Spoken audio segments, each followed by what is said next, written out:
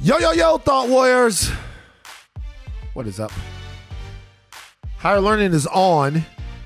It's I, Van Lathan Jr. And it's me, Rachel Lynn Lindsay. Let me move this camera. Rachel Lynn Lindsay. How are you? I am great. I'm still on vacation, so I'm feeling refreshed, revitalized. I've been surrounded by family. I feel good, Van. Thank you for asking. The judge. Yes, the judge. Yes, the judge is here too. Now, are you in a hotel or are you in somebody's house? Here, come say hi to my sister, Constance. She listens to every episode Constance. of the podcast. Hey! Hi! How are you? I'm doing well, and yourself? I'm doing fantastic, especially better now that Alice is there. Constance, what are we drinking on? He doesn't miss a thing. That's a blue moon. That's a blue moon? Okay, now when you do the blue moon, do you put like the orange in it?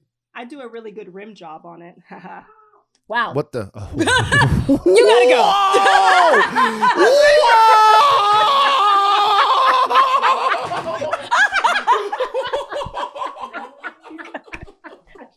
We got family showing out. Family showing out. No, really, no. I take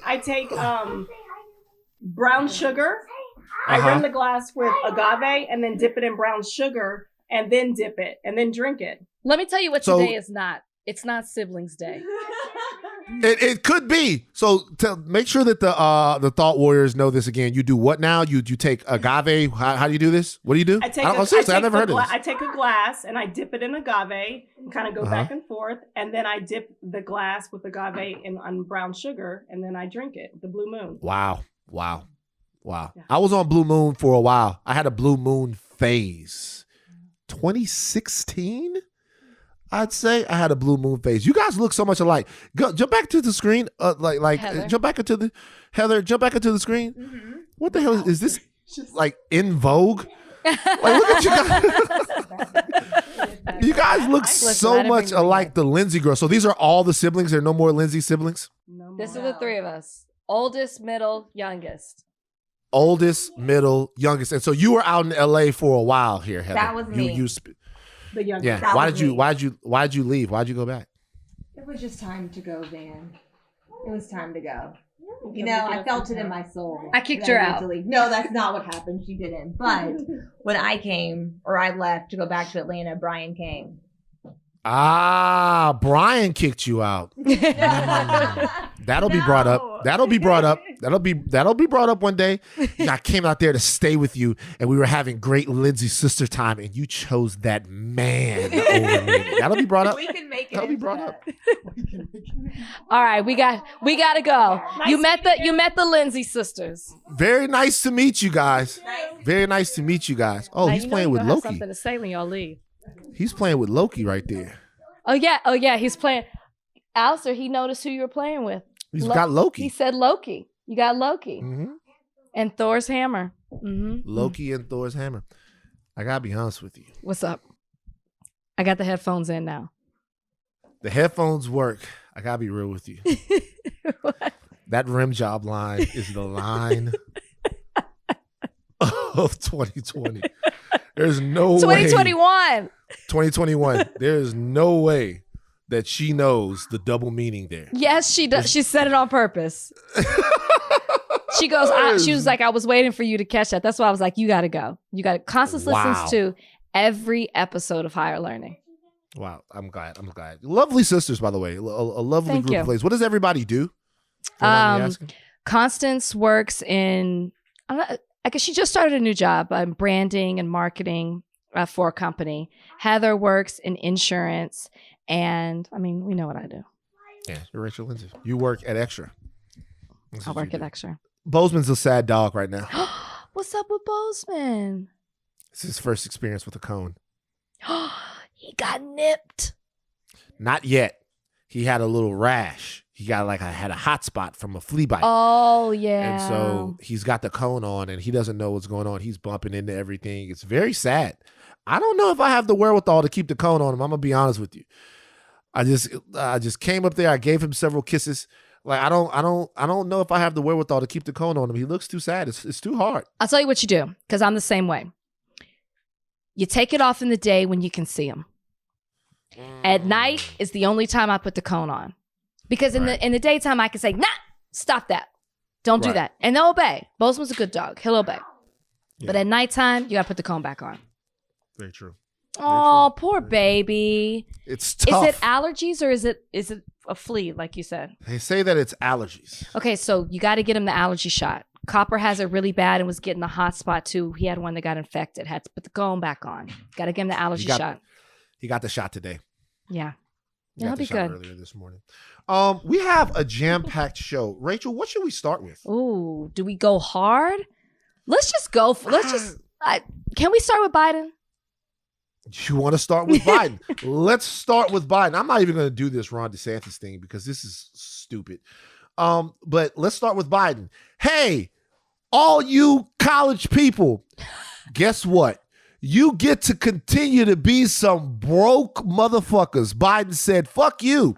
So President Biden is restarting federal student loan payments in February. President Joe Biden still plans to restart federal student loan payments, resisting pressure from some fellow Democrats who continue to call for an extension of coronavirus pandemic relief benefits. We're still assessing the impact of the Omicron variant, but a smooth transition back into repayment is a high priority. We're not just doing it. We're happy to do it. Said White House Press Secretary Jen Psaki when asked about it recently. Now, borrowed balances have effectively been frozen for nearly 2 years. Hadn't really had to pay anything for 2 years, with no payments required on most federal student loans since March 2020. There was an uproar about this, Rachel. An uproar. I don't know what a downroar is. I've never heard of it. But whenever there's been a downroar, this is the opposite. Uproarious. Do you have loans that you're paying off? I do. I have law school loans. I still have loans. So I'm wait, it's a little loud. I can hear the hammer. Okay. All noise in the background is from Thor. Alistair. It's Thor, Loki, and Alistair. Okay. Why don't you do me a favor? Why don't you let Alistair live? Whoa. Okay, Alistair, they said you can play. They said play. Yeah, let Alistair. What happened to Alistair's face? What happened to his face? Playing in the shower. He hit his eye on something. Okay. Like Alistair's not over there fighting, is he? He's not getting into fights with kids around the school. Like, Alistair, are you fighting? No, he said fighting. That's a nice big lump. So when we were kids, we just bumped into shit. I haven't had a lump on my head like that in years. Well, I would hope so. And when we were kids, we just always had like a big swelling of some sort. Anyway, a cut. Yes. You're paying your loans. Wait, when you said hey, when you started talking about this topic, I thought you were gonna say, hey, ho ho, Joe Biden has got to go. No. I have no idea why. I thought that's where you were going with that. Anyways, yes, I have student loans. I'm one of the people affected by this, but I will say that at the same time, I can afford to pay my student loans. And so I don't want to be too much to complain. Like, I don't want to complain too much about it because the concern is the people who have been deeply impacted by the pandemic and are having to pay back loans when they don't have the means to pay for it. I mean, it has been a real treat that has been frozen for as long as it has. And now the fact that it's coming, because they're already starting to send the emails. It's like, set up your direct deposit. It's coming back. Do you need to consolidate your loans? You can start doing this. I haven't seen emails like that in years. So now that this is coming back, this is upsetting. And it's particularly upsetting because we didn't expect this to happen. This would be different if we knew, okay, you're going to eventually have to pay your loans back. But the man who is in office is a man who ran on a platform saying he was going to eliminate student debt. He was saying this back in 2020 when he was running for office. And before he got into office, he was talking about eliminating a minimum of $10,000 per borrower. And instead, now we're going to see our loans come back. And the issue is that he ran on a platform saying he was going to have Congress get rid of this. Congress is saying, now you have people in the Democratic Party who are actually turning against him and are condemning the actions or the lack thereof that he isn't eliminating loans. He's blaming it on Congress. people in Congress are saying he has the power to do this with the stroke of a pen under the Higher Education Act. Something I'm not familiar with that. They're also blaming on the fact that under his infrastructure bill, he didn't put something in place to eliminate student debt. So it seems like this is something he just ran on, he used to get people excited and into all of this. And at the end of the day, never acted on that promise. So it's upsetting because I wasn't expecting to pay loans in February 2022. And I'm sure there are other people who weren't as well. And if I was expected to pay them, I expected them to be reduced tremendously. So that to me is the problem. Joe Biden never really ran on eliminating student debt. There were some people, obviously, in the progressive camp that feels like student loan debt should be wiped out. Right. Bailout.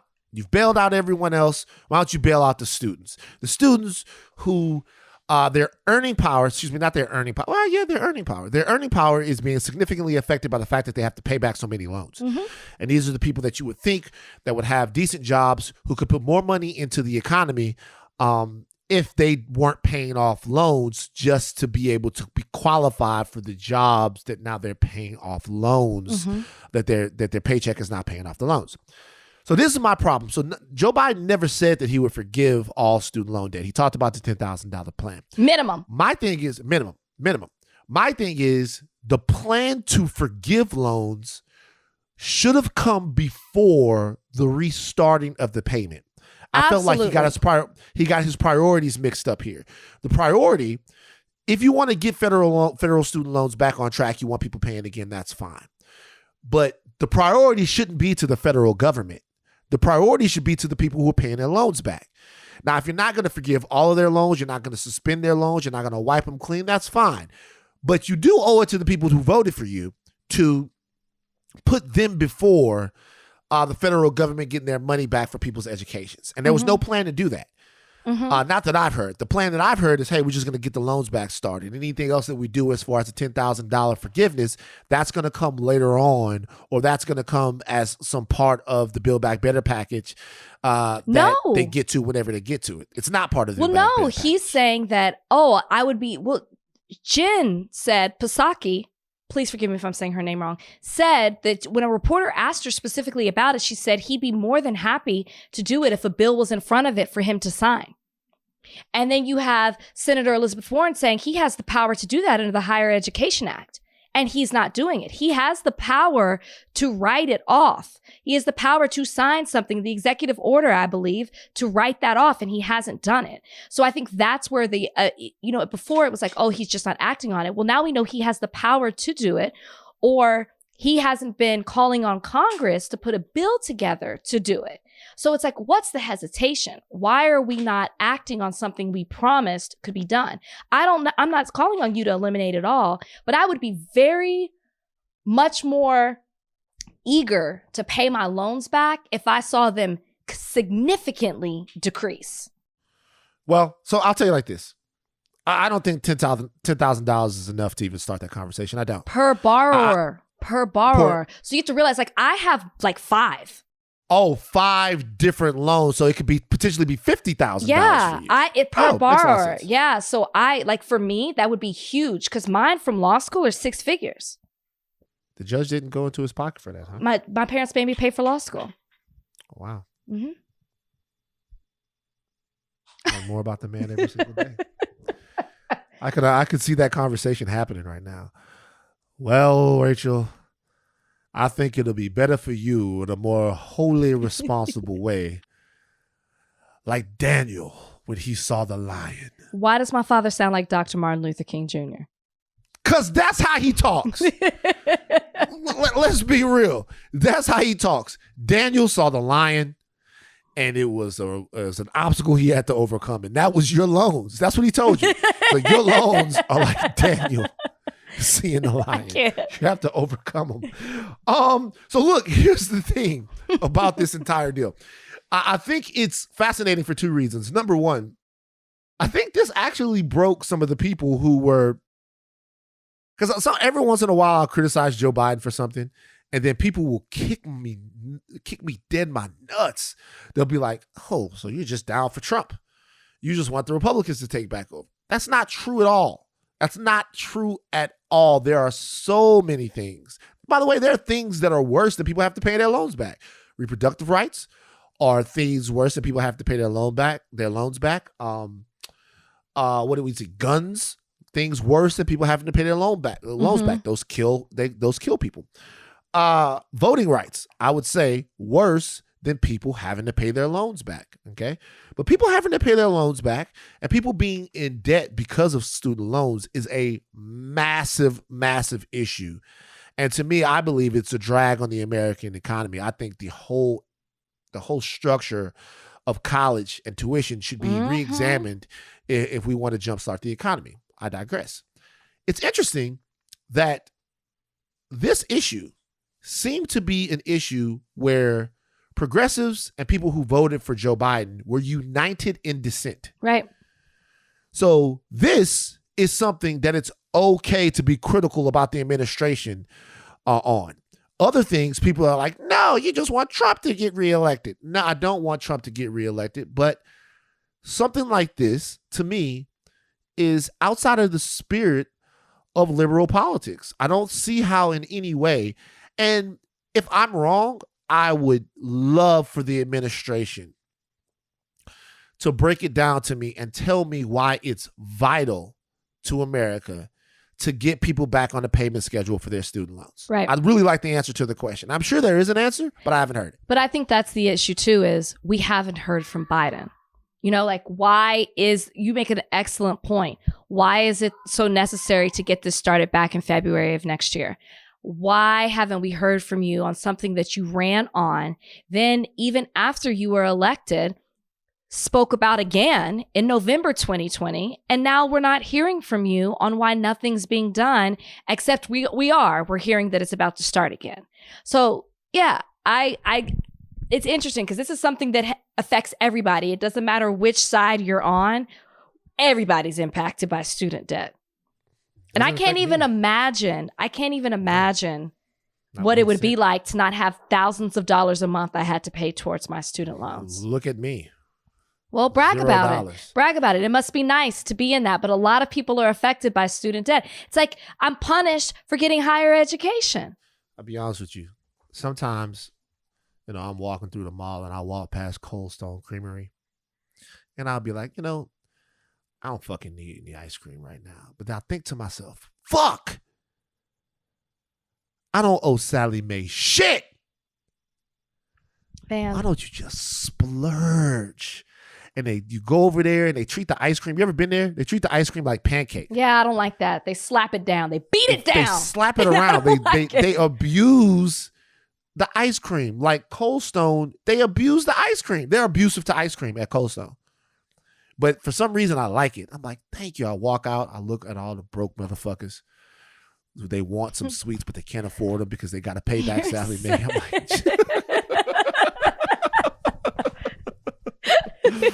no, man, all jokes aside, student debt is a real thing. It is. I know people.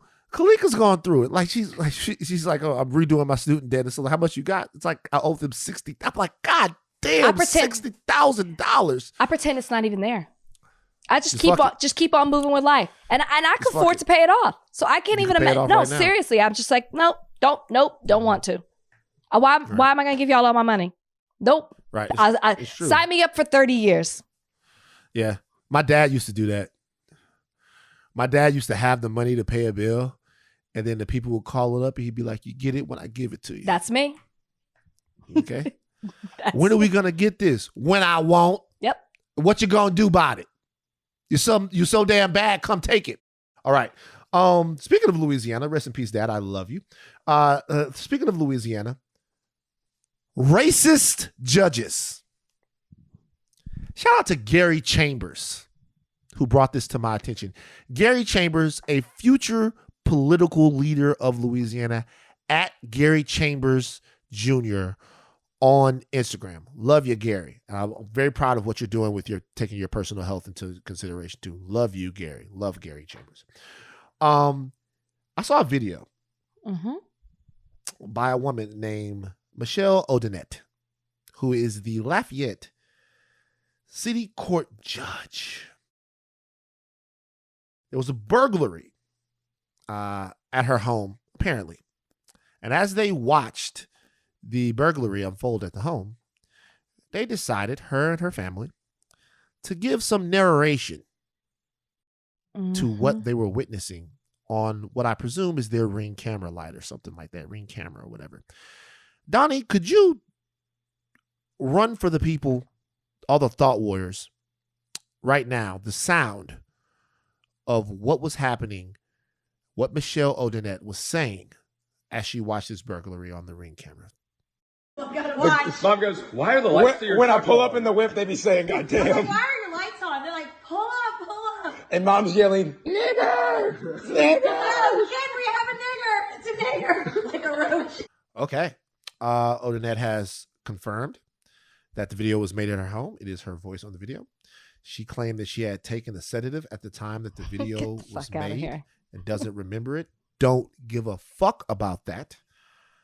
And she is now taking a leave of absence without pay. This blew up everywhere.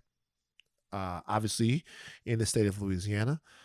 It's a very sensitive racial climate down there. So a lot of people have been going crazy. You saw the video. I posted it on my gram. What did you think when you saw it? I simply thought, bye, bitch. Gotta go. And I'm not, and at the same time, I'm not surprised. You know, we will continue to see people with high-powered positions, with authority, with money, get caught up in their own racism. We don't know what people do behind closed doors. We don't know how they act. We don't know how they congregate with their family and friends until we do, until there's some video evidence, some audio evidence, a picture, something. I'm never shocked when I see this. It's just more of when I see this, though, for the people who are like, you're exaggerating. People aren't like that. The world is getting better. Racism doesn't exist. And then you press play on a video like this. And this is a person who has the authority to put people in jail. Am I right? As a city court judge? Yeah, Okay. Sure. She has the authority. Her job requires her to be impartial.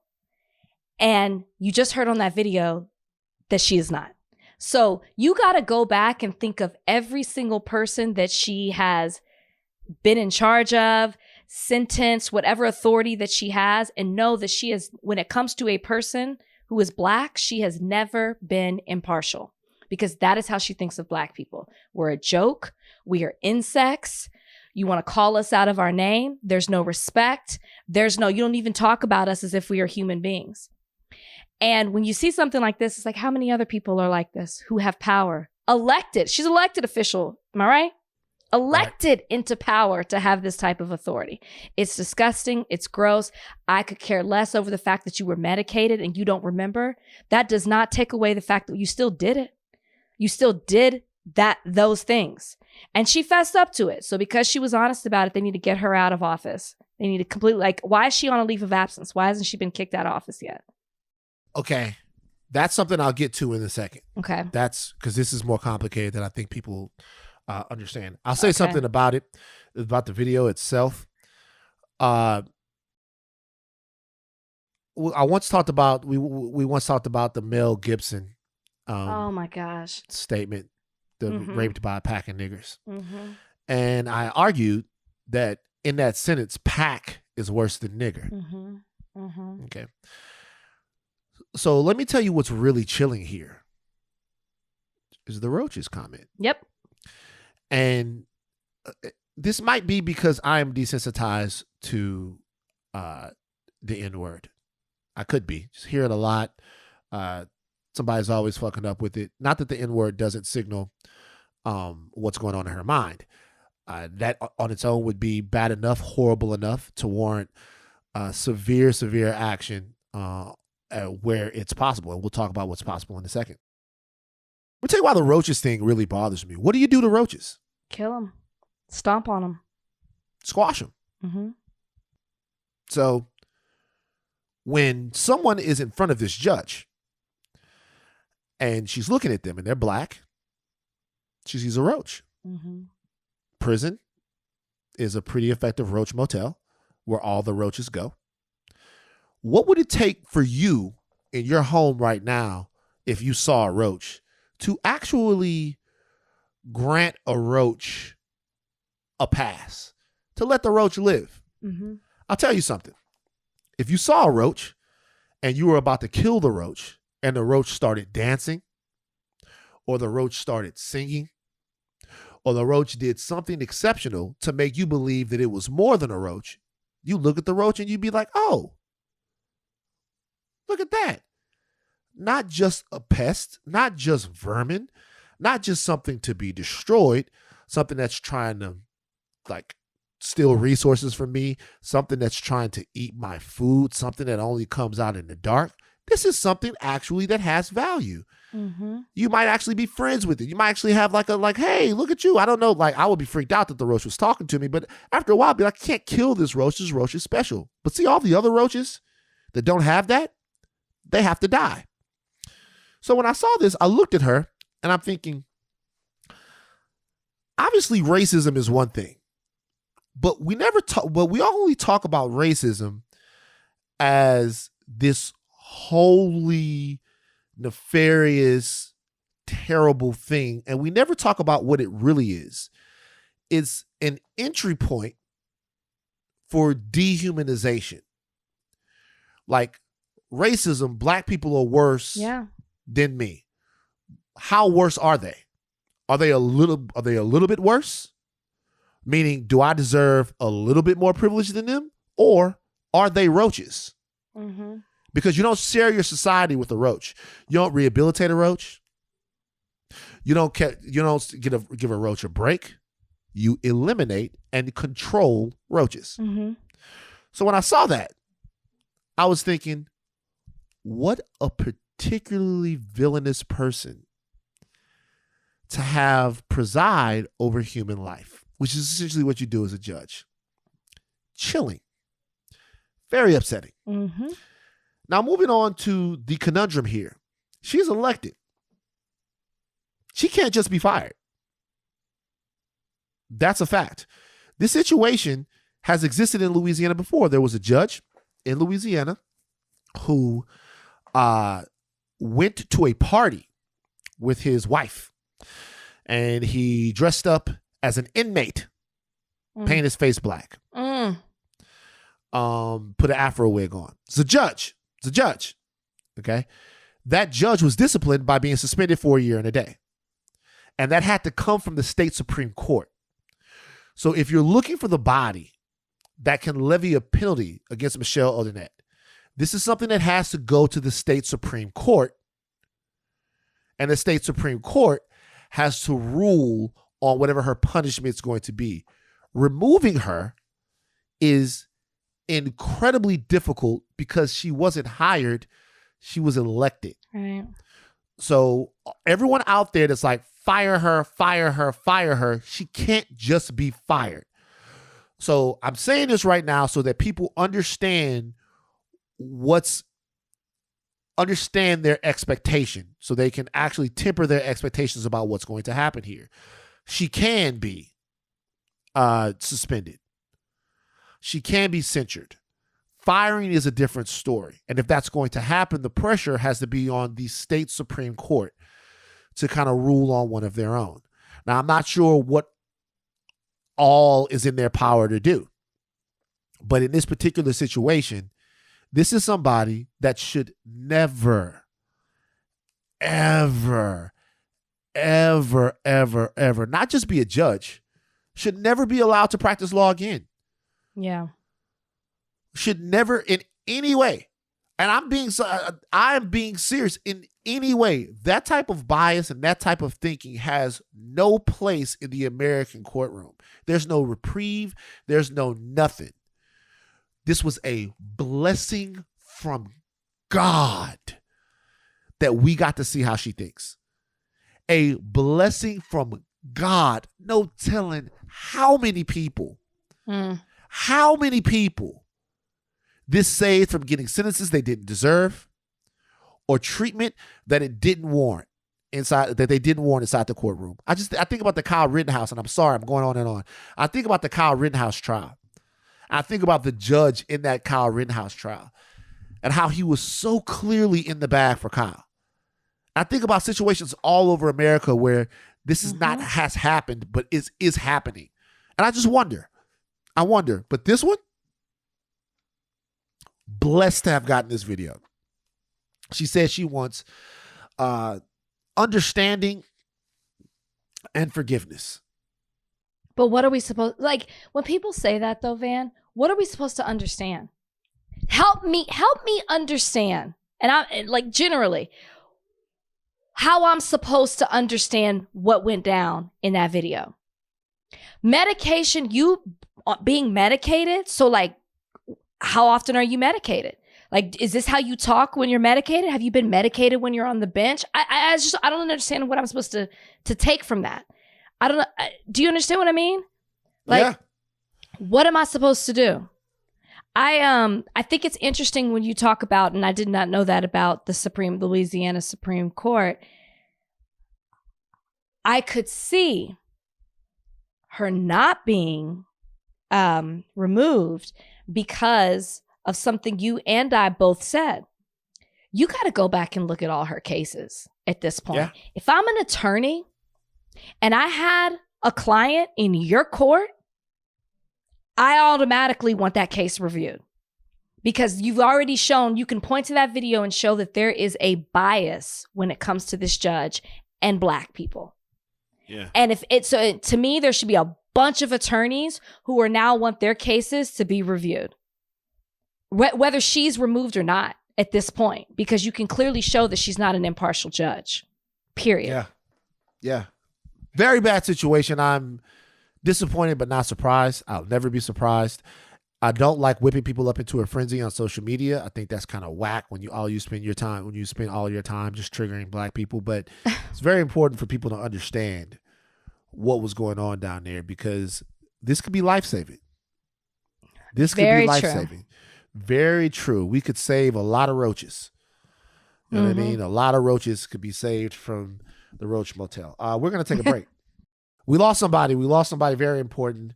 Rest in peace to Bell Hooks, who is a trailblazing feminist author, critic, and activist. Okay. She was 69. She died at her home, surrounded by family and friends. It is beyond my aptitude to describe how genius of a person Bell Hooks was. I saw a tweet that said something, and it might seem true to some people. I saw a lady tweet, and I'm sorry I don't remember who tweeted this, that Bell Hooks was the first Black woman that she ever heard refer to herself as a genius. And that in and of itself was trailblazing and ceiling shattering. But her criticisms on misogyny, on women's sexuality, on patriarchy, so many of those things have been just absolutely central to feminist thought for a long time. So it's very sad to hear about the passing of Bell Hooks. And I just want people to go out and read something by Bell Hooks or explore who she was, because you're going to be smarter after you do it. What did you think about this? Yeah, you pretty much said everything that I would say. And I saw a tweet, and I think it's true. It's like when you maybe Bell Hooks, this is the first time you heard it when you saw the RIP trending on Twitter and you didn't understand who Bell Hooks was or what she meant to the feminist movement, or how she was very influential in talking about how race and gender and socioeconomic status and all of these things intersect. And you have to understand them all to understand how they impact, us as a race, as a culture, as a society, as feminists. And so I would just say, and this is the tweet that I saw, is if you woke up this morning and you saw Bell Hooks trending, and I'm paraphrasing this, it's okay if you didn't know who she was. Now you can learn who she was by doing the research and understanding the impact that she had on our society. It's okay. It's not anything to be embarrassed about. Take that and use it to learn about her now, because then you're doing yourself a favor and you'll be better for it. Absolutely. Absolutely. Big news in college football. Huge news in college football. Oh, by the way, just before we get off this, I'm going to walk you guys into this. I'm not going to make you do too many Googles. I'm going to give you some the name of a book which my mom really loved. It's called Ain't I a Woman? Ain't I a Black Woman? Women and Feminism. That book came out, I think, in the early 80s. It was a favorite of my mom's. Also, can I say something about Bell Hooks? Bell Hooks was, I knew that she was like a completely fearless soul because she actually even criticized Beyonce. Okay. She- Did not know this. Yeah, she criticized Beyonce. I remember that some years ago. She had some critical words for Beyonce, and I was like, About what? The issues of sexuality and different things and stuff. I won't speak for Belle. You guys can go and Google it, and you'll see what she's talking about. But I was like, wow, that took a lot of moxie. Criticizing Beyonce is like a cultural sin. People don't do it. By the way, people really get mad when you criticize Beyonce. Let me ask you a question right now. Rest in peace, Bell Hooks. But I want to ask you a question right now, straight up. Who has better music? Oh, gosh. Just better music, Rihanna or Beyonce? Song for song, better music. I'm going to be very honest with you. I'm not answering that question. See? I'm not. You can answer it. Go ahead. I'm not doing it. It's Rihanna and it's not close. I'm not doing it. It's Rihanna and it's not close. And by the way, and what everybody, you like. It and depends. everybody knows it. Everybody knows. No, because deep in anybody, your heart of hearts. anybody who's in Everybody the beehive knows. is not going to say that. And I just think it depends what your cup of tea is. Because That's because they fans. it depends Song what your for cup of tea song, is. Rihanna got more bangers than Beyonce. Song for song, Rihanna. I'm not answering the question. I'm just saying. And I don't do that. And I don't do that. I answer everything. I'm not doing it. Not today. Because you No. know. No. Because you know. You know deep down. Deep down, you know. Beyonce is an amazing cultural icon. Changed the game forever. If we just doing bangers, who got more bangers? Who got that? Ugh. Who got that? Ugh. Rihanna got Beyonce. It's a true story. I'm All not right. doing it. Now to the world of college football. Early signing day was yesterday. How did Texas do? I don't even know. I'm on They vacation. fucking did great. I'll tell I'm you. on vacation. Fantastic. They did really well, is how they did.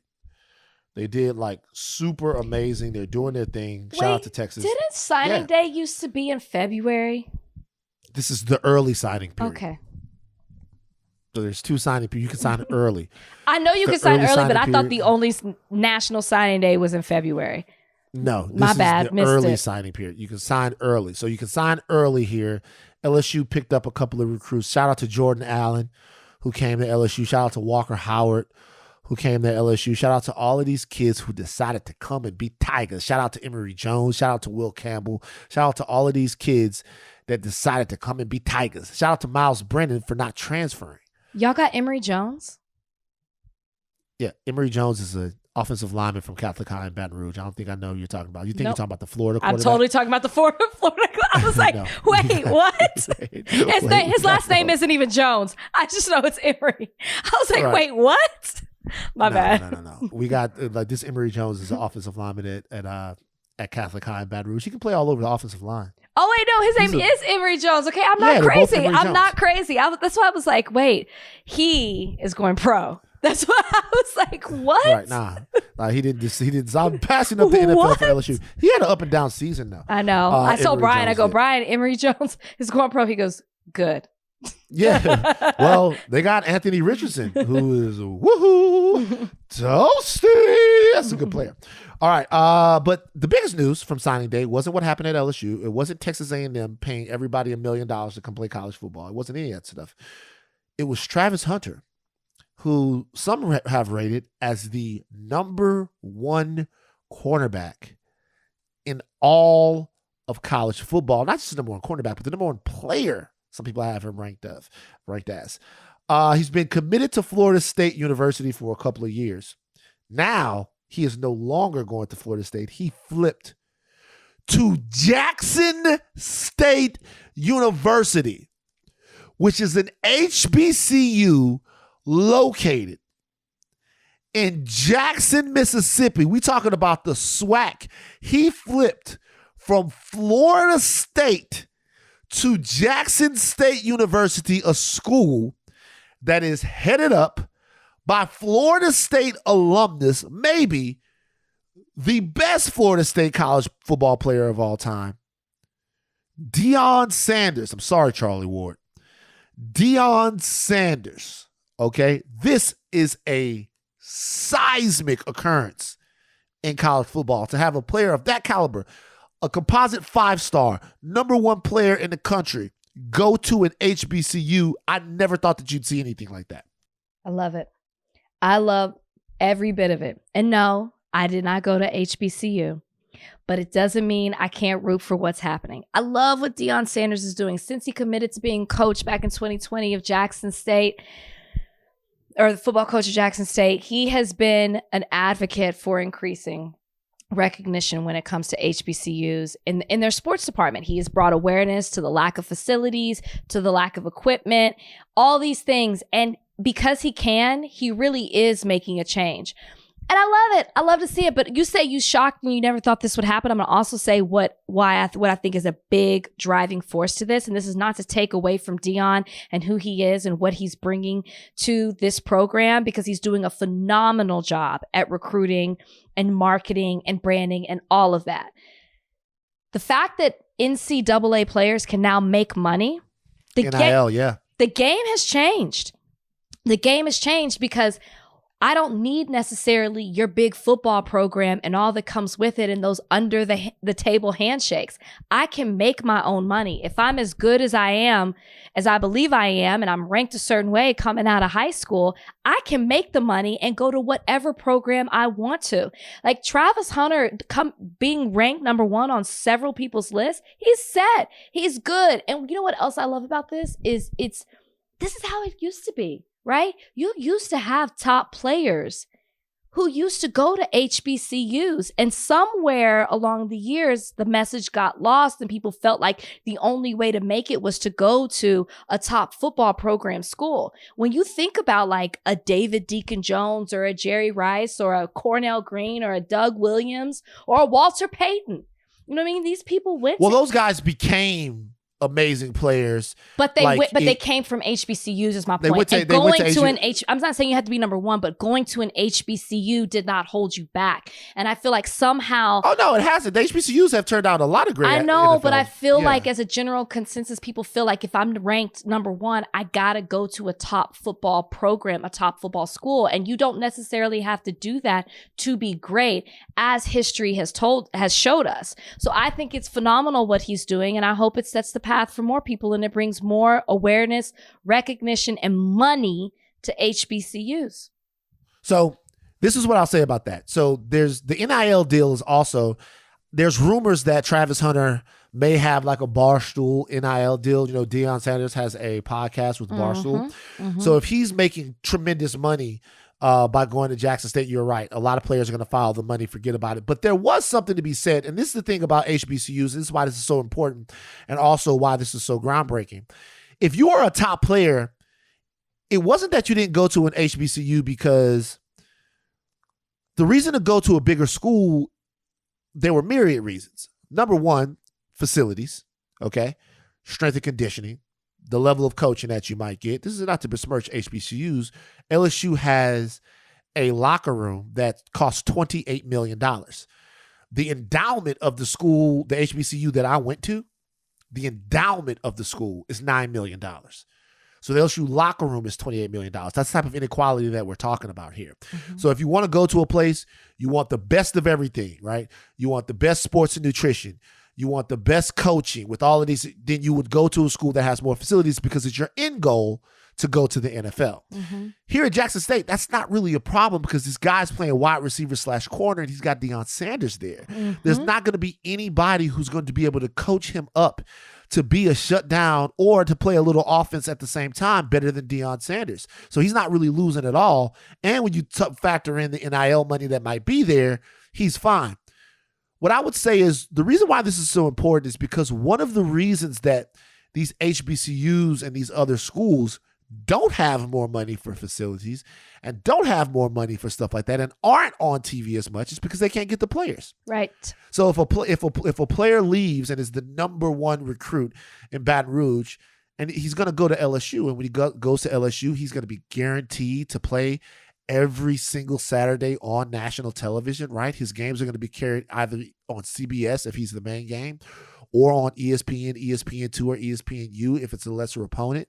There's going to be a huge primetime game against Bama, against Ole Miss, against all of those people where everyone's going to get to see him. You're going to get a chance to be a national star. Sure. And if you're going to a SWAC school or a MEAC school or any other black college conference, they're going to have to search to find you unless you are unbelievably outstanding in the vein of a Steve McNair or somebody like that. However, I can guarantee you one thing. They were already on TV a lot more because of Deion Sanders. Jackson State, every game now, you will be able to find it. Yep. You will be able to find every single Jackson State game on your dial. That's more money. Yep. It's more money for the conference. It's more money for the school. The school can then take that money, upgrade itself, not just the sports program, but the schools itself. So if the NIL, which is cost LSU a couple of players, which is going to cost a lot of people a lot of players, right? If NIL, through sponsorships and other things, can get black kids, top flight athletes in basketball and football to go to HBCUs, that's amazing. That's amazing for me. Yep. That is amazing for me. Now, one thing I have to do real quick is I have to look here at the Florida State message board. Okay. Did you see the video Which video? of him announcing that he was I did going? see what he did. You got to be hurt if you're a fan, an alum, or a student at Florida State. The way he threw that Florida State hat off his head, I felt that. I'm looking at it right now. This is the name. This is the name of some of the topics there on the Florida State warchant.com. Y'all shouldn't be war chanting. Serves you right. Serves you right. You shouldn't be war chanting. Stop with the chop. Serves you right.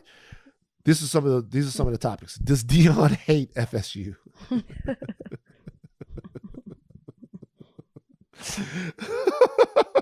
I'm so pissed. Today we witnessed a murder.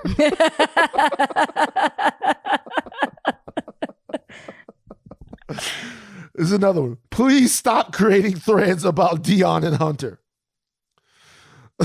Is Deion Sanders a traitor? This is what makes it worse because he's an alum. That's what makes it worse. Y'all, he was committed to Florida State for 2 years. 2 years. Oh my God. And here comes Deion. Just that quickly can snatch him up. And here's another thing. Certain states have different name, image, and likeness rules. So if you're in a state where you can't get the name and image and likeness bag, you might just flip to a school in Mississippi where you can get it. So Florida has different rules, different laws on the NIL, so it's tough. I could read this all day. Hunter's 15 minutes of fame will be up. Deion only makes $300,000 a year at Jackson State. Wow. Oh my God. Oh, so look, Deion is a genius, but at what cost? So I'm excited. Shout out to Dennis Thurman, family friend, D coordinator at Jackson State. I'm going to a game. Yeah. That'd be everything being said. Let's go to a game. I'll go to a game. I'll go to a game. Everything. Hold on. I'm happy for Jackson State, but fuck Jackson State. I'm sorry, what? Southern University Jaguars. I don't give a fuck. Oh, I'm happy for Deion. People forget that about you because you talk so much about LSU. Yeah, I talk about, but it's we don't talk HBCU stuff, and that's probably on me. I don't give a fuck about what happens. I'm just glad the boy didn't go to Grambling. Had he gone to Grambling, if this would have happened at Grambling, I'd have been on some fuck your life, bing bong type shit. I'd have been so pissed off. I've been pissed worse than anything that's ever happened with LSU had he gone to Grambling. So shout out to my dad played ball over at Southern. I love Southern University. Shout out to the fucking Jaguars. We need to flip one. I wouldn't be mad. We need to flip a couple of people. Or maybe. But Deion, I'll tell you what, this also tells me eventually Deion Sanders ends up the head coach at Florida State. So Norville and the guys that are over there right now, you better start doing a hell of a job because more than anything to me, this was a resume builder for Deion. Eventually, he wants to coach Florida State. But who knows? Maybe he stays at Jackson State and he completely changes things. Thee Stallion has a Netflix deal. He's teaming up with Netflix it's a no-brainer. Tracy Pacosta said, Meg is multi-talented. It's a no-brainer. She's a multi-talented creative force who has consistently made her mark on culture. And so now she has a deal. This is in light of some very nasty back and forth out there in the public about differing accounts of what happened that night with Meg and Tory. Seems to be causing a gender war on social media. Have you seen this, Rachel? What I saw were the comments under your post. There's a there's a gender war just straight up in your post. Forget what is happening in the whole Twitter sphere. I have been accused of hating black men. Yeah, they said that. I have been accused of, like, people are like, well, at least she admitted that it's illogical. I mean, people really think because I have chosen to believe Megan, in light of even more, as a judge has now denied Tory Lanez, whatever he had, and I didn't even read it fully, but whatever he had tried to file to get the case dismissed or whatever, it's moving forward is the point. We didn't even know that was going to be discussed the day that we started talking about it, but people are really accusing me of all of a sudden I hate men because I'm choosing to believe a woman who said she was shot in the foot by this man.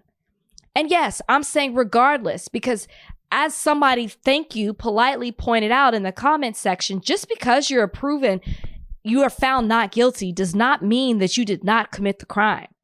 It just means, yeah, you were proven not guilty. That's what that means. And you can give example after example of people who have been found not guilty, but I think we can all pretty much assume that they were. Let's play this game. Give me an example. OJ. Okay, so let's play this game out just for devil's advocacy.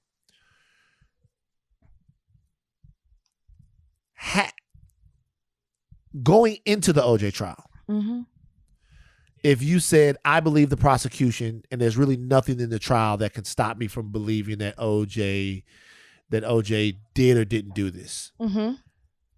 How do you think that would sit with people? Because what people are saying is this. Well, who am I speaking? Am I speaking as Rachel, just a citizen? Well, you're speaking as Rachel, just a citizen. Okay. Sure. So this is what I would say. I believe Meg Thee Stallion. I believe I know you do. that she was shot by Tory Lanez. I believe that. But there are definitely things that could happen that can make me not believe it. And I said that. I said it would have to be that he wasn't even there. You'd have to prove to me that he was not there. Well, see, that's where we disagree.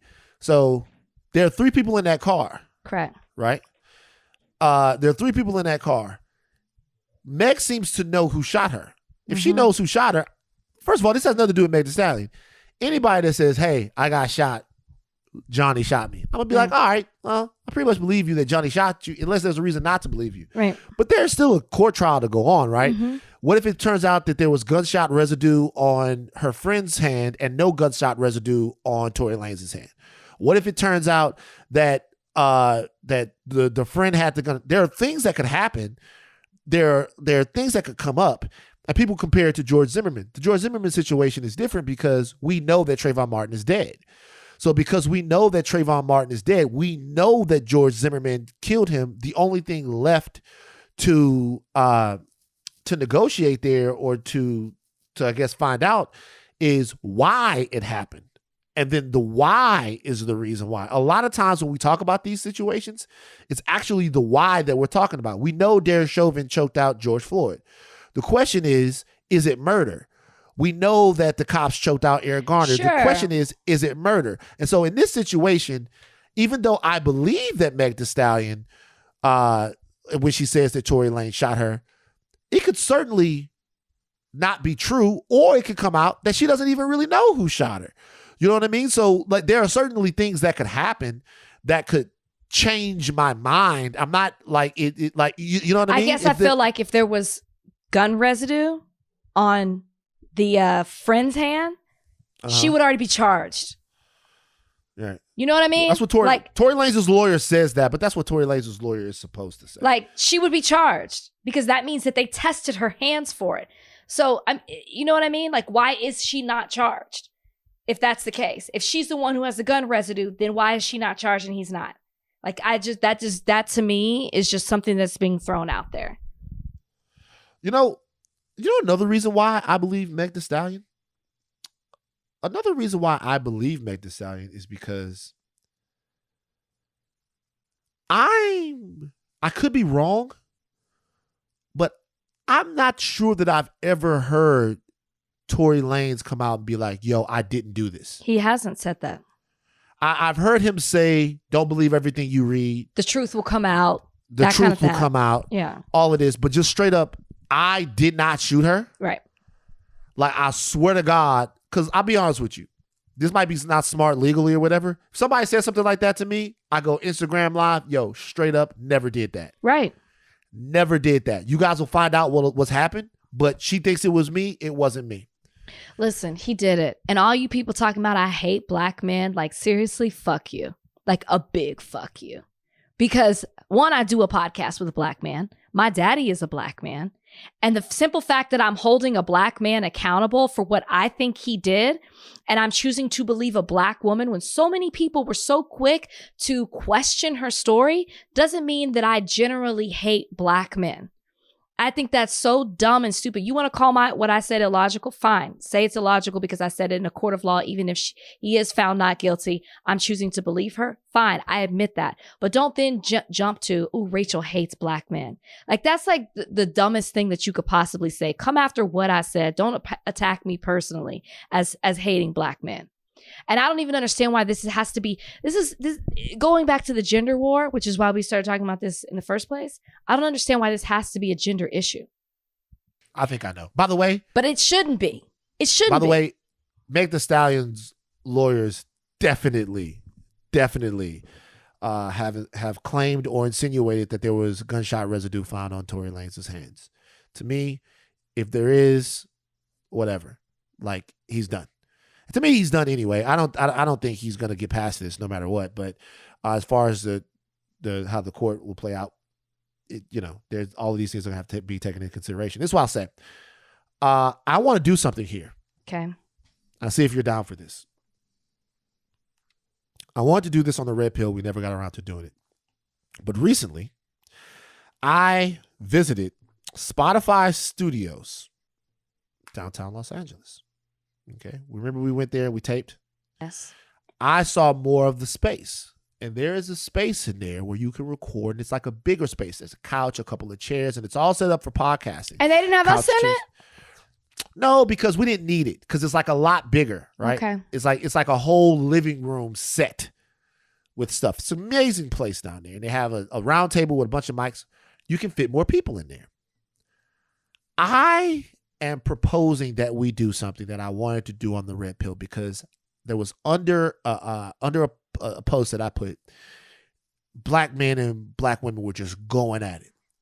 I propose that we'd have a special event, a special podcast, a conversation between black men and black women. And what we should do is we should take, this is random people, 3 people that have strong opinions about black men who are black women, and 3 black women who have strong opinions about black men, whatever. And we should have a conversation about why there seems to be almost a latent and vicious distrust and animus that I see on social media. It probably doesn't exist in real life, but any of the people that had those strong conversations, I just wanted to get them together and facilitated by us. We have a podcast where we actually talk to them and we hash some of this stuff out, because obviously black men, and I don't know why they would feel this way, a lot of the black men that were under the post, they feel like they're under attack and they feel like black women are a part of the attack. And obviously black women, I'm sorry fellas, with good reason, feel like they're under attack from black men. And so rather than us volley it back and forth when we're on the same side on a lot of this stuff, I think it would be interesting. And it's something that I wanted to do then, and I put it out there. I was trying to get it done, but we didn't have sort of the capability for it to actually do something where we dedicate an entire podcast We break it up into different issues and we talk on them for however long it goes. And then we put it out to the people. Would you be down for something like that, Rach? I'm totally down for that as long as we have specific topics to talk about. I don't want just a free for all of like, you go, you go. Like, I think we should propose certain topics, maybe put it out on social, however we do it, and we cover certain things. But let me just say this, Black men, Tory Lanez is not the hill you need to die on. If you feel like you're under attack, that's okay that you feel that way. And I would love to hear exactly why you feel that, especially if you feel like it is coming from us Black women. But Tory Lanez is not the reason you need to be, asserting those feelings at all. That's all I want to say about that. But I love dialogue like this. I love a back and forth. Let's do it. Let's have this conversation. Let's figure out why an issue like this, to me, which there should be no questions asked. She said it happened, it happened. Let's see what happens in court. I don't understand why this has to turn into a bigger issue. Now, we disagree about that. About what? She said it happened, it happened. So there's nothing, so that's it. No. I'm just saying, like, why does it have to come to this whole gender thing of you feeling attacked and Black women? That's what I'm saying. I'm saying she said it happened. She says she was shot. I am choosing to believe she was shot. Now I've taken it a step further, and I expressed that on the last podcast. But I'm just saying, why are we having a back and forth of men feeling attacked? That's why I'm saying this isn't the situation where we need to talk about it. And hopefully the situation where we can talk about it is in a room, on a podcast, talking about certain issues of why Black men feel attacked or why Black women feel like they aren't respected and treated a certain way by Black men. I got a couple of issues I can talk about, especially when I've been told certain things coming up about the way Black women are, the way we are as Black women. You know what I mean? I'm sure men can say the same thing. So yeah, let's do it. Done. Do you, as a Black woman, do you feel valued and appreciated by Black men? Sometimes, and sometimes I don't. And I think they would say the same thing. I don't know how they could. I'll be honest with you. I'm sorry. I understand the fellas, I was with your side on the barbershop shit. I'm with you. The Tory Lanez shit is different. It's so different. It's different, whatever. I have a hard time understanding how Black men would feel not valued and not protected and not supported by Black women. That's kind of nuts. If anything, I keep it all the way real with you. If anything, Black men should feel not valued, not protected, and unsafe with Black men. If anything. Wow. Black women, I'm just keeping it gangster. Like, it's like, I understand that sometimes it's hard and sometimes we can be hard on each other. But if you really broaden it out, there's just not a lot of reason for Black men to feel unsupported by Black ladies. I'm sure that you might have a situation, and we can talk about it. I'm sure that you might have a situation with your baby's mom or, with whomever or whatever. You feel like you're not. I remember there was this one meme that was going around. This is maybe the most sensitive meme that's ever existed. And it was a picture of Odell Beckham Jr., Kofi from, you know that guy from Queen Sugar? Kofi. It was Odell Beckham now Jr. Insecure. Now Insecure. Kofi. Fucking Michael B. Jordan. I think maybe John David Washington, Trevante Rhodes. And it was a meme and it said. Wait, who was the first person? Odell Beckham. Okay. Yeah, Odell Beckham Jr. So it was like all of these guys, right? I might be missing some guys too. And it was like, it said, when Black women say they love Black men, they really mean these guys. And I thought, shout out to that meme. I thought the dude that took the time to download all of those pictures, put them together in a collage, then write that shit, save that shit, then post that shit, has got to be living in a world of hurt. Like, I'm gonna show these bitches. Like, got to be living in a world of hurt. Like full incel. So funny. Like full incel. He's got to be. I was like, God damn. I looked at it. I was like, that's funny. But God damn, fam, you went through a lot to get your shit off by the fact that you feel like Black women don't think that you're attractive. A woman could make that same post about certain Black women. Like who? Who are the Black women? Who are they? Halle, Beyonce, Carrie, Beyonce, Carrie Washington. Who? Beyonce, yes. Beyonce. I'm not saying Kerry Washington ain't gorgeous, but I don't hear niggas talk about Rihanna. like Kerry Washington. Rihanna. Tracy Ellis Ross. Right. Ooh, Tracy Ellis Ross. Yeah. You feel like they get all of the props. I'm 100% forgetting people. Obviously, like you said, you forgot men off the list, but I'm just saying, like, I feel like black women could do the same thing. When you say you like black women, this is who you're talking about. I'm trying to look up the meme right now. Zendaya.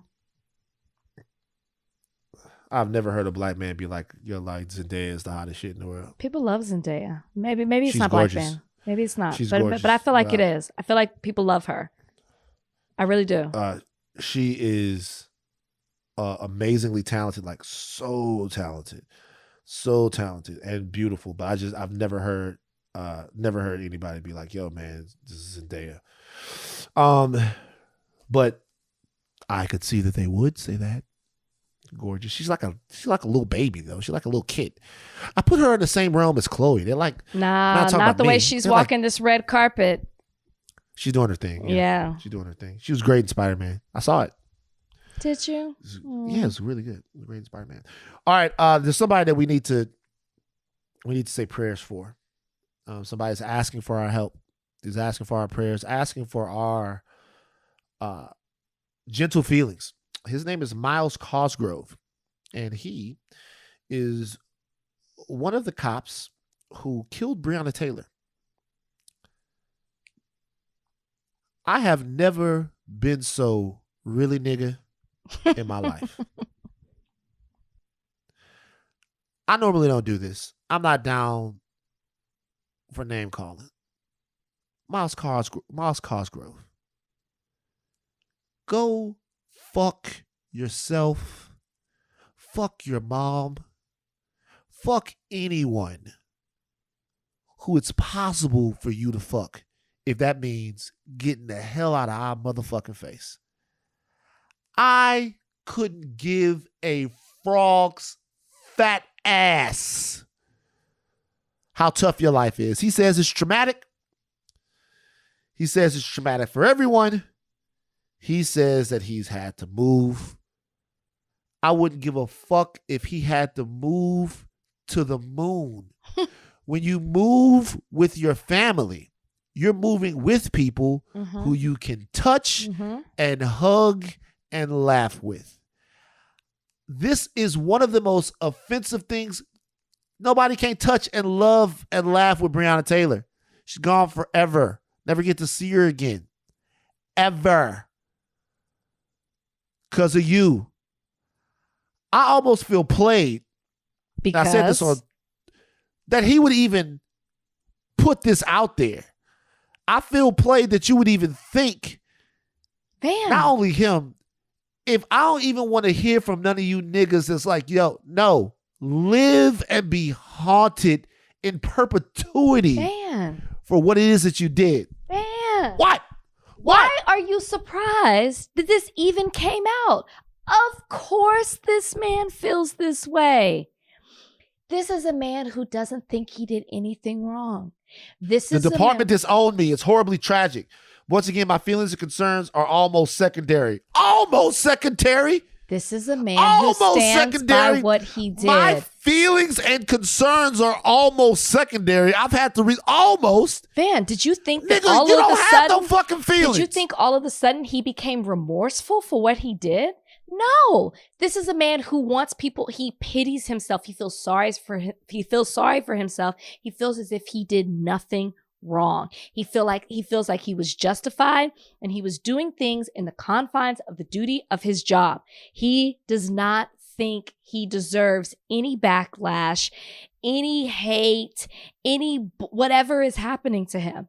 This to me is, when I saw this, I was like, okay, sounds about right. This sounds exactly what I would expect for a man who did murder her to feel.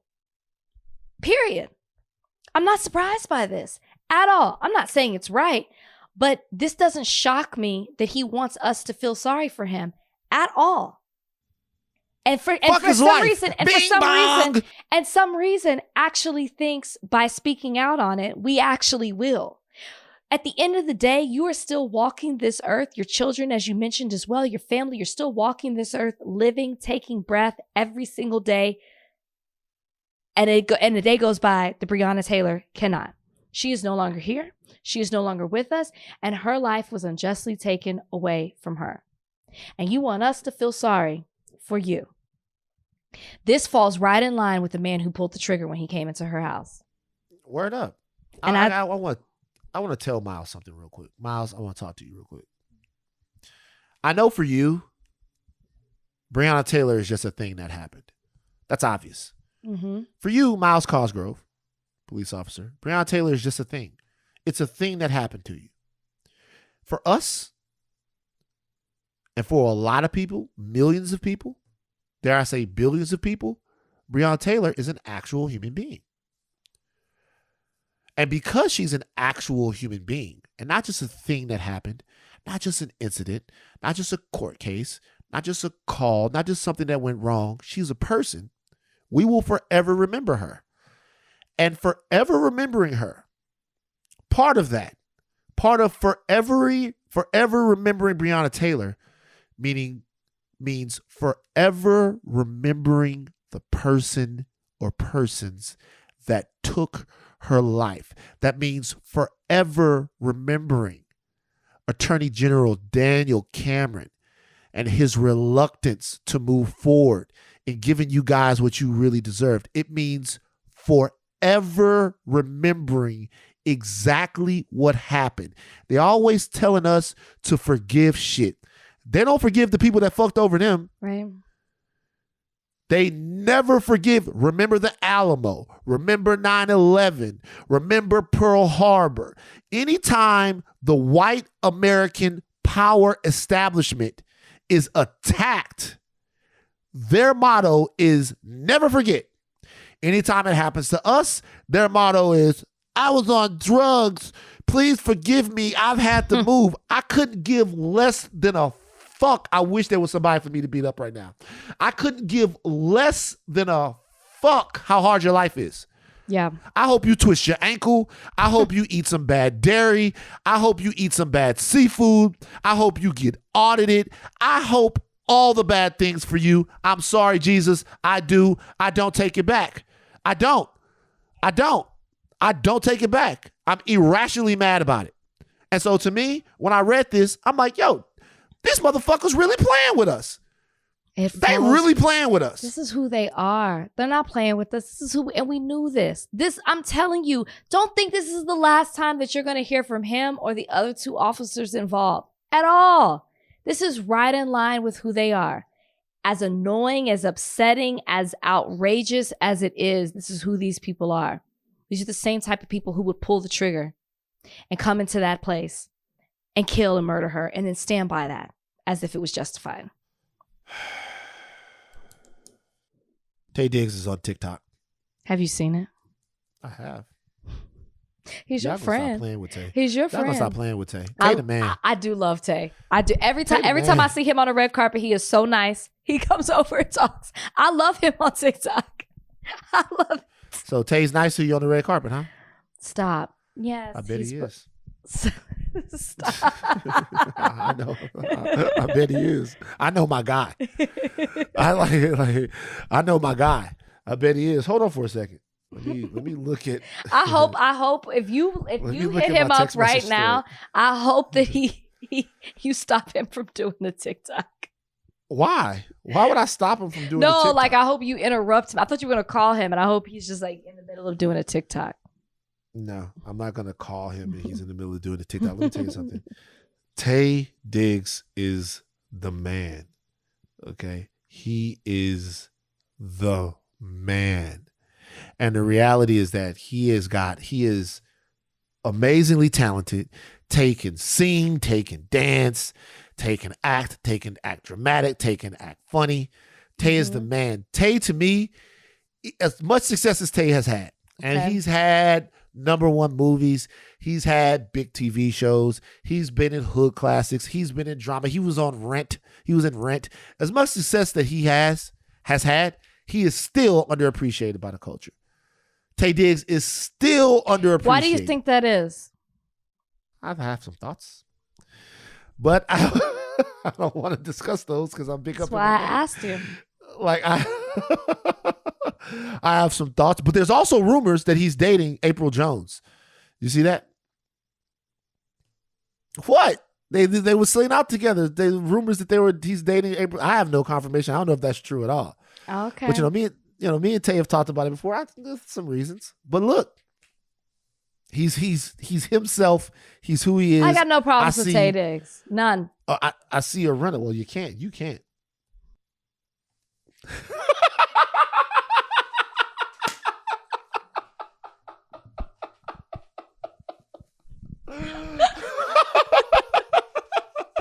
I was really hoping you wouldn't do that. I was really hoping you wouldn't do that. You gonna get on them for? You guys should probably be on the same text thread. All right. There's a difference. There's a difference. Oh, there's a difference. I know. There's a difference. I know. But shout out to Tay. Tay is my man. Great guy, by the way. Very kind man. Let's go ahead and do mailbag. Bring it in. Mailbag time. Time to read your letters and then we'll reply to them. Oh, it's mailbag time. Write us with your queries and we'll chime in. RBA 263. In your opinion, what's the closest thing to real magic? Therapy. Wow. That's a fantastic answer. One I wish I would have said myself. Therapy. Taking it. Like you go and you sit down with like a therapist and you go, they say, well, what's going on? And you tell them and then they go, huh, you ever think that maybe this is causing this? Because we talked about this. And you go, wait, what? No, I've never thought about that before. And then they give you a little exercise to do. And you actually start working your shit out. It's the weirdest, most beautiful thing. I would say therapy. That's a fantastic answer. I'm stealing it. Absolutely therapy. As a person who's like, I don't need therapy. There's no reason I need to be here. And I went for all the wrong reasons. And I have a whole essay on this in my book, so I don't want to say too much. But I went for the wrong reasons. And what I went for came out what ended up happening is the exact opposite reason that I ended up going for therapy. And I remember she was like, what brought you here? And I burst out crying. And I had no idea why. I couldn't. She goes, to the point where I alarmed her how hard I was crying. And she said, well, what is it? And I was like, I don't know. There's something about sitting on that couch, that tissue box in front of you, sitting in the chair, getting comfortable, just a simple question that's asked. I don't know if it's the way that it's being asked. I have no idea. I don't know if it's the tone of voice. I don't know if it's the kind eyes. My therapist once said, hey, look at me. Like, meet my gaze. And I'm like, I don't want to cry. You know what I mean? It's therapy. Therapy is. All right, next question. Yes, beautiful. Beautiful answer. All right, Khaled _ Smith 24 wants to know, who is somebody you see in heaven, or who is somebody you might see in heaven that could catch the fade? He provides an example, Mitch McConnell. Why would I need to wait till then to catch the fade with Mitch McConnell? I'll box Mitch McConnell now. That's a funny question. Yeah. There's only one problem with boxing Mitch McConnell, though. This is the problem, is when I'm boxing, which I got brand new boxing videos for you guys. When I'm boxing, I'm normally trying to hit people in the jaw, and he ain't got no jaw. He just got a big blob of face. And I don't mean to shame his blob face, but look, bring up Mitch McConnell right now. Bring him up. Look at a picture of, I don't mean to I'm not blob face shaming. His skin literally looks like it's falling off of his body. Look at a picture of Mitch McConnell right now. Tell me if you see a discernible jaw there. There's no jaw. Look, ain't no jaw. Look at this. There's no jaw. He's a man without a jaw. Look at that. There's not a jaw. There's just like That's actually a good picture of him. That's a That's good one of the picture. best pictures I've ever seen. Get one where he's not smiling. Get one where he's not smiling. He's got no jaw. He's got more jowl than jaw. Shout out to Mitch McConnell. I'll definitely box you. You've held. It's very Voldemort. Like, yeah, that's true though. you know what I mean? Like, it's like falling. The skin is coming. You think he knows magic? You think he knows dark magic? Because he also could. Clearly, he could also he's- be. He could be Emperor Palpatine. Who is Emperor Palpatine? No Who's idea. that? No clue. None. Never heard of it. $1 million. $1 million. Give it to me one more time. Who Emperor Palpatine? If someone said $1 million for you to know who Emperor Palpatine is, could you figure it out? Think about it. Try to get it. Emperor Palpatine. Who could that be? No idea. Could be walking down the street and I'd have no idea who they were. No clue. Well, he would know. He's a fictional character. I figured that. Yeah, so you wouldn't know Emperor Palpatine. Emperor Palpatine is Darth Vader's boss. Come on now. Like, why the hell would I know So that? I barely know Darth Vader.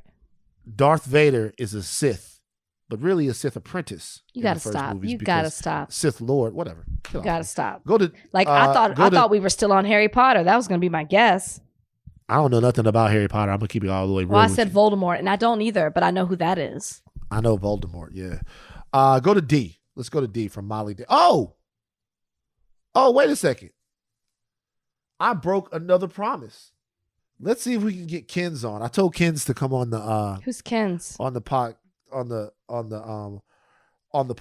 Ken's nigger.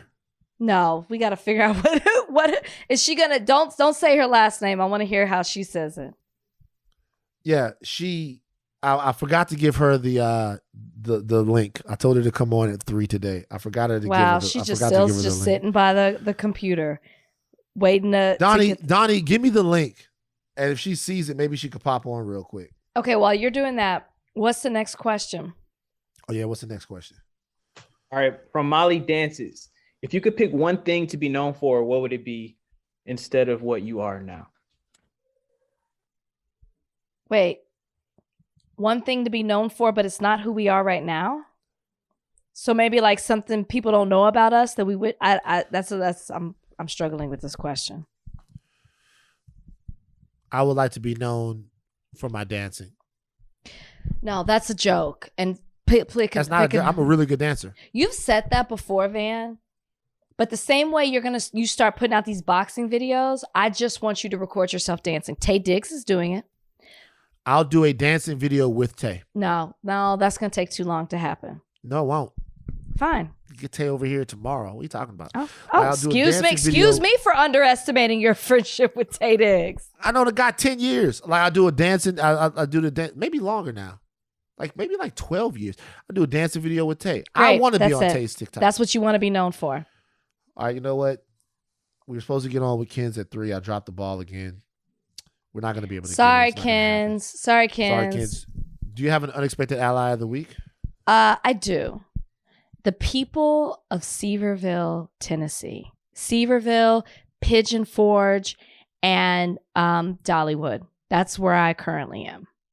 And I have to say, I didn't know what to expect coming out here. Not too many people that look like us. We're also a very blended family. I have to say, everyone here has been so nice, so welcoming. I would recommend coming out here to everyone. Come to Dollywood. It is an experience. We're out here in the middle of the mountains. I can see Smoky Mountains. I believe someone said the Blue Ridge Mountains. You wake up in the morning, you see the sun come up over the mountains. They are blue. It is so quiet. It is so peaceful. And the people have been so friendly. I love it out here. Unexpected ally of the week. You roll through Seaverville, you may not know what to expect. I got to tell you, it's been lovely. Have I seen Confederate flags? Absolutely. Have I seen the shirts that say kneel for the cross, stand for the anthem? Absolutely. But for the most part, people have been so friendly. Unexpected allies of the week. Let me ask you this. Did you see Dolly Parton at Dollywood? I did not. I saw lookalikes. Is she just there? Just hanging out? Probably not, right? No, she's not there. Is Dollywood cool? It's like a Six Flags. Interesting.